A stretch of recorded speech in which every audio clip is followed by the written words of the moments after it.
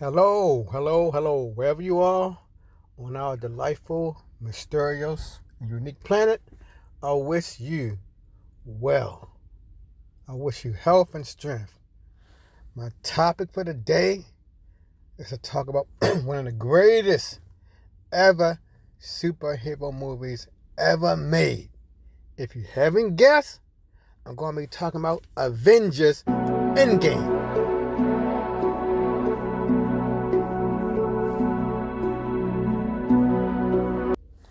Yes, Avengers Endgame. I'm going to be talking about certain points in a movie that I found interesting and entertaining. Unlike most channels, I definitely try not to give spoilers. So I have a little bit of experience giving my viewpoint on about certain movies. I try not to blab out every last thing to ruin your experience. But for me, if somebody tell me spoilers, it doesn't affect me one way or the other. But there are some people who do not like to be told anything about a movie. They want to go into the movie fresh. Alright, so my first point about the movie, you're getting your money worth. You will be getting your money worth because the movie lasts about 3 hours. And that's not a spoiler. That's no spoiler. The movie lasts about roughly, I think it's like 2 hours 52 minutes, 2 hours 50, but it's 2 hours 50 something minutes. If you're not worried about the little song at the end of the movie, then it's like 2 hours 50 something minutes. If you're worried about the little song at the end of the movie, the little end credits and all of that, then it's definitely 3 hours. But you will be getting your money's worth. The next point about the movie, the Avengers, they truly lost. When you saw the first Infinity movie, when he snapped his fingers, and I'm sure you saw it, that was it. There was no coming back in the movie. They could not do anything. So that was their first massive loss. It was we're going to, like for Ultron. They fought Ultron in one day and they beat him in that one day. They fought Loki one day and they beat him in that same day. From this movie, from this particular little series, there was no coming back. Spider-Man, Peter Parker, he died and he stayed dead. Hawkeye lost his family members and all of them was gone, no coming back. The Black Panther, gone. Bucky, gone. So you get my point. After Thanos snapped his fingers, several years went by. And that's not no spoiler. I'm sure you can figure it out. He snapped his finger. Not 1 year, not 2 years, but many years went by with all those people gone. They were gone. So, you probably can figure out, because the Avengers had their first major loss, many of them were severely affected by that. Not just because half the people left the planet and you discover in the movie, and it's not a spoiler, if you read the Infinity Gauntlet back in the 1990s like I did, I got the actual comic book with his finger snap. He did not just destroy life on Earth or 50% of the people on Earth. He wiped out, those things were so powerful, they took out 50% of life universe-wide. Whatever planet you was on, whether you lived in the ocean, whether your race was airborne, whether your particular species lived in the mountains, 50% of the whole entire universe was affected. So I guess I can feel for some of those Avengers who took it hard. Some of them took it very, very hard. When you go to the movie, you will see it, who it affected and who it did not affect. But I better say this, everyone was affected. Because no, in this movie, there was no smiles. There was no cheers. People was not high-fiving each other. At least for the first 2 hours and 30 minutes. For the first 2 hours and 30 minutes, it was basically almost like being at a funeral. It was like being at a funeral. People had long faces throughout the whole movies. All right, my next point that I'm going to get over. This is the first superhero movie that was actually a drama, in my opinion. It was a drama. As I stated earlier, for the first 2 hours and 30 minutes, there was no display of superpower. You did not see Captain America jumping 30 feet in the air. You did not see Captain America throwing his shield. For the first 2 hours and 30 minutes, you never saw Iron Man appear one time. For those first 2 hours and 30 minutes, he was Tony Stark fully. For that first 2 hours and 30 minutes, you never saw Thor swung his hammer. There was no hammer swinging.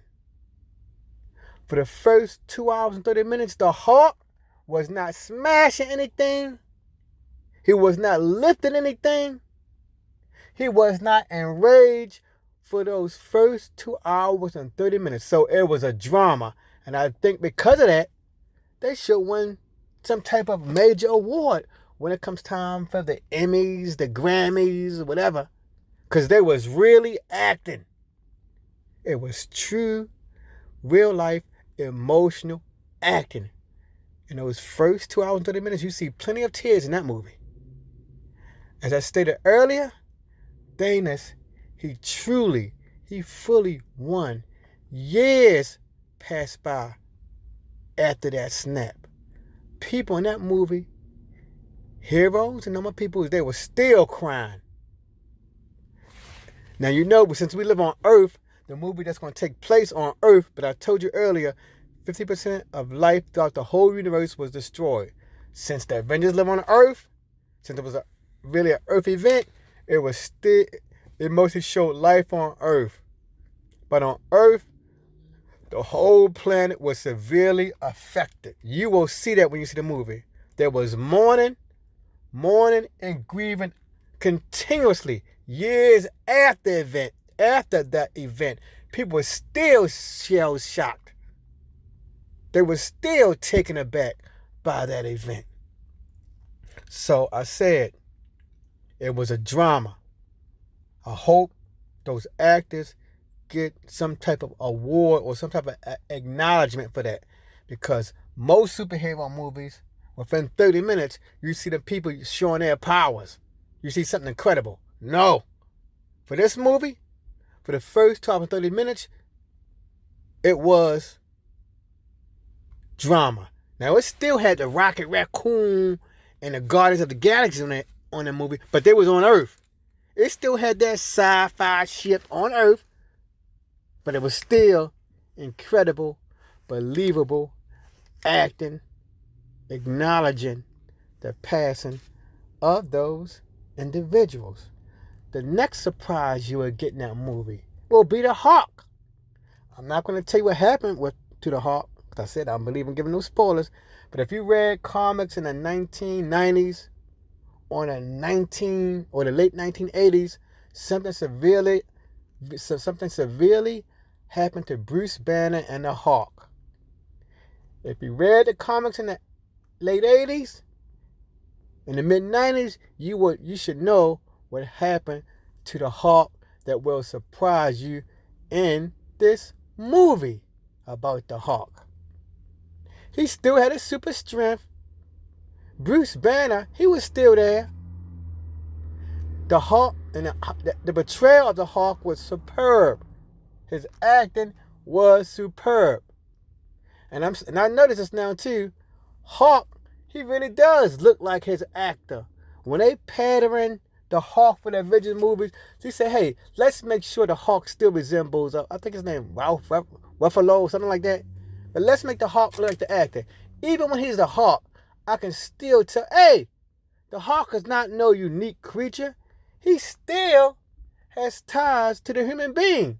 He looked like the human being. He just big and green. But he still looked like that man who was the human. So like I said, it's a surprise with the Hulk in the movie. And that was the most delightful thing about the movie for me. Seeing how the way the Hulk was portrayed. It brought joy to my Hulk to see the Hulk from the mid-90s and the late 80s in that movie. Next. In my mind, Thor, he was completely out of character. Completely out of character. Thor in the comic books is a warrior born through and through. No matter what happened, he still has his warrior ethics. Whether 50% of the people have disappeared or not, in the comic books, Thor is still Thor. In this movie, they changed him. They changed the way his body looked. Now he's an Asgardian. An Asgardian. And I know about Thor because I was reading comics for 30 years. His body should not change in a matter of years. Unless the Asgardians in this Marvel MCU universe are severely different from the comic book version of the Asgardians. But his body changed severely in a mere 5 years. He lost his way in the movie. He was not a warrior born. He was not the warrior Thor that I know from reading those comic books from 30 years. Now he did it like, he began to look more like Thor facially because he let something happen to his facial hair and his the hair on his head. He was starting to look like a Thor or what is those? A Viking. He was looking more Viking like in the picture. But in my mind, his personality was truly changed. And I noticed this during the MCU universe. It's like more Thor. It's like he's a little bit more playful here. He's the butt of jokes. Because I remember in the first Avengers movie when the Hulk punched him in the face and he went flying. It seemed like the MCU version of Thor is more comedy relief. He's there to lighten the moment up. He's not there to kick butt with his strength, immersion in his hammer. I know I said the hammer name wrong. I always say the hammer name wrong. But you get my point. MCU took him out of character completely. My next thing on my little list. Now, you all know it's a Hollywood movie, so you all do know that people came back to life. But there was one unexpected hero who had his own movie. I won't tell you his name, because that'll be a spoiler. It was an unexpected hero, but he's not a mass known hero like Thor, Hawkeye, Black Widow. I mean, they are the major heroes in the MCU universe. This hero, you can call him a third-rate or a second-rate hero in MCU. He's the one who's responsible for setting into motion how to bring back those people. If that one central character did not show up, if he didn't appear, at least in this make-believe comic book universe or movie universe, the people would have been dead forever. So it's a big shout out for that third-rate, second-rate MCU character who set into motion how to save everyone. How to save them all. So, moving on. Like I said with Thor, at first, Thanos did not seem like the Thanos who I knew in the comic book version. The Thanos, who I know in the comic version, he can take on Galactus. He may lose, but at least he got a shot against Galactus. He can survive Galactus for about 10 or 20 minutes. He would lose to Galactus, but he can. Spider-Man wouldn't survive Galactus for a nanosecond. Iron Man would not survive Galactus for 1 minute. Captain America would not survive Galactus in 1 second. Thanos, he's a little bit more greater than a Silver Surfer, and Silver Surfer is a heavy hitter, and Thanos is a heavy hitter. In the beginning of the movie, Thanos seemed completely weak to me. It's like you can easily beat him. But of course, I think in the beginning of the movie, he wanted to be defeated. He did not fight back. So if Thanos don't fight you back, okay, you can take him out. Because later on in the movie, he did fight back. Without that, now, this is like, but if you know about Thanos, there's not no spoiler. Without the Infinity, without those gems, like you saw in the first movie, without half the gems, he was still able to take out the Hulk. So when Thanos wanted to fight you, he was hard to fight. Even in that movie, he did not have not one Infinity Gem, but he still easily was able to defeat the villains. Now that made my heart feel good. I said, okay, MCU didn't lessen Thanos. They made him like the Thanos who we all know, who can fight against the Hulk, who can fight against Thor, who can fight against the Silver Surfer, who can fight against Odin. That is the Thanos that appeared in a second run or near the conclusion of the movie. He did not have not one of those gems, but he was easily able to wipe the floor with Thor. He was so powerful without the gauntlet, he even did some severe damage to Captain America's shield. But I'm not going to tell you what he did to the shield. But without one of those gems, he was able to put severe impact on that shield. He was easily able to take out the Hulk again. I said he was easily able to defeat Thor, and Thor on the Avengers team, he's one of the strongest members after the Hulk. But Thanos, gladly, to my delight, was able to wipe the floor with the whole team. All of them. The Black Panther. Spider-Man. Definitely Hawkeye. Captain America.